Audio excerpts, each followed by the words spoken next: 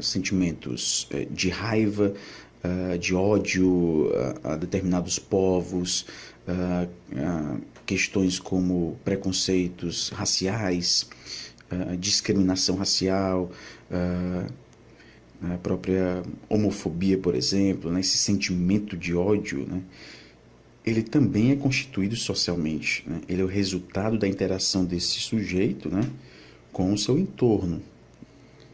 É importante destacar que o sujeito não nasce assim, ele não nasce preconceituoso, ele não nasce com ódio, né? Ele não nasce xenofóbico, né? Esses sentimentos são constituídos, né, em sua interação com os demais sujeitos. Podemos citar até mesmo o caso dos soldados nazistas, né? Até mesmo décadas após o fim do nazismo, né?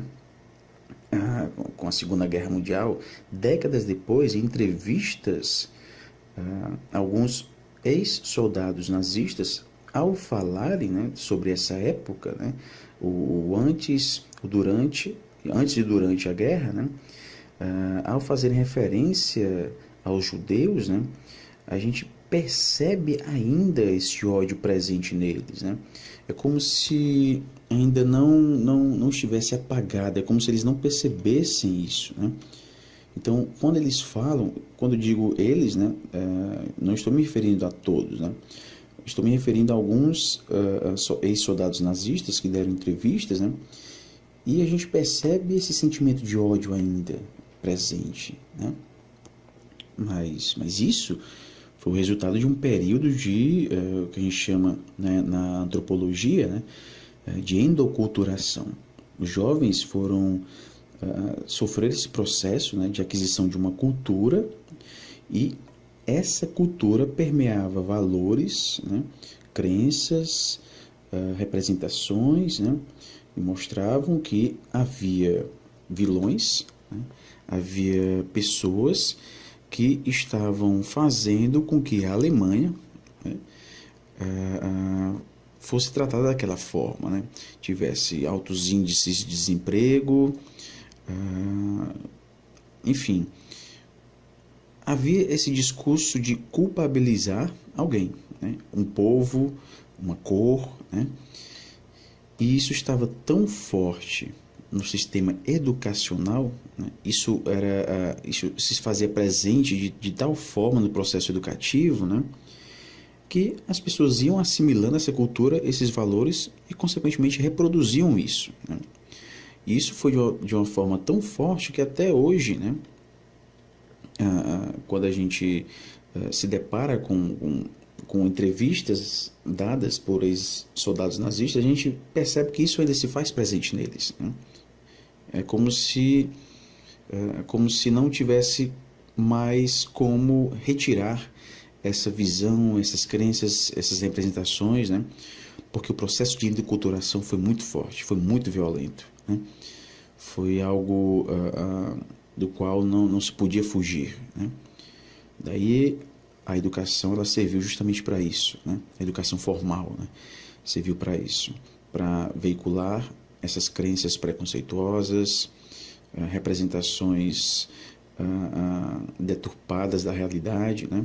E os indivíduos acabavam levando isso consigo, né? Então, essa raiva, esse aspecto subjetivo, né, por mais subjetivo que ele seja, ele é construído socialmente, ok? Na interação que esse indivíduo tem com os demais indivíduos da sociedade. Surgida nos anos de 1920, a Hitlerjugend, o movimento juvenil do Partido Nazista, servia Hitler com fanatismo. Depois que Hitler se tornou chanceler, a organização absorveu todos os jovens alemães. Desde cedo, eles recebiam treinamento militar e ideológico. Quando a Alemanha entrou em guerra, eles estavam prontos e dispostos a servir.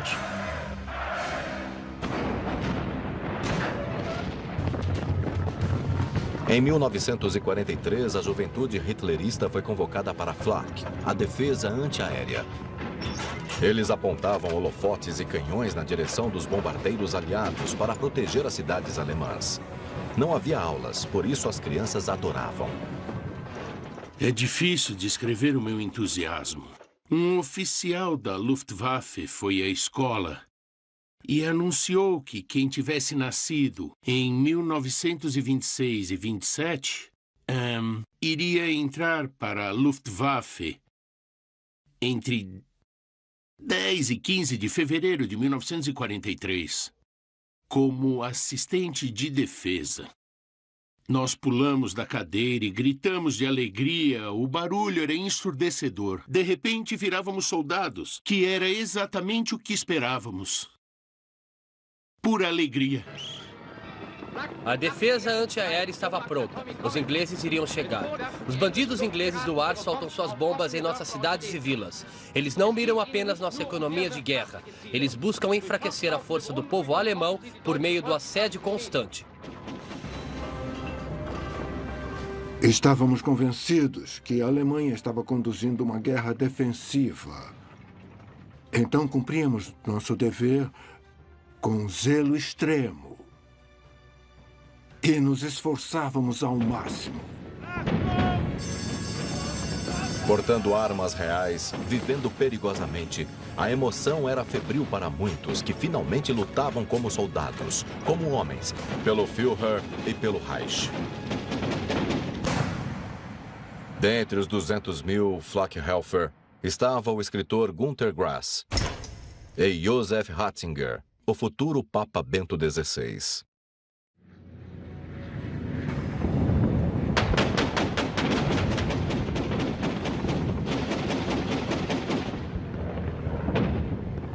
Uma vez, uma tarde, derrubamos 2 caças no espaço de meia hora.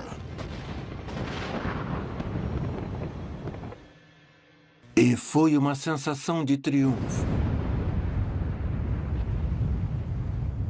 Eu tinha recebido a insígnia de combatentes da unidade antiaérea, algo que você ganha se tiver participado da destruição de 8 aviões. Se a conta estiver certa, participei da morte de cerca de 50 pessoas. Quando eles caíam no chão, diante dos nossos olhos, depois que atirávamos neles, claro que dançávamos de alegria. A derrota não parou a propaganda. Pelo contrário, ela ficou pior. Vocês querem uma guerra total?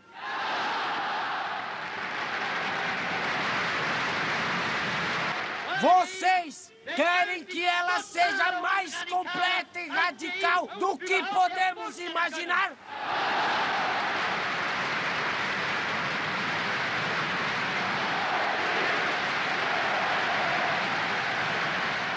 A juventude hitlerista é voluntária na guerra. Após treinamento pré-militar nos acampamentos do exército, algumas das crianças mais velhas da juventude hitlerista foram servir como voluntárias na Waffen-SS. Convocação!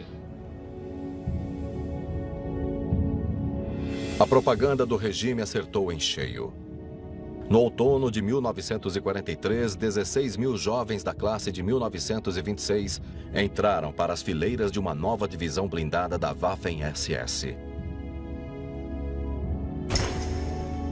Criada pelo líder da SS, Heinrich Himmler, a 12ª Divisão Panzer da SS foi batizada de Hitlerjugend. Eles tinham 16 e 17 anos, adolescentes que ainda não tinham o direito de fumar e beber, mas tinham o direito de matar. O regime contava com sua audácia e imprudência diante do perigo. Joseph Goebbels proclamou: o inimigo agora deve saber que mesmo para nossas crianças não há outra opção a não ser lutar até o fim.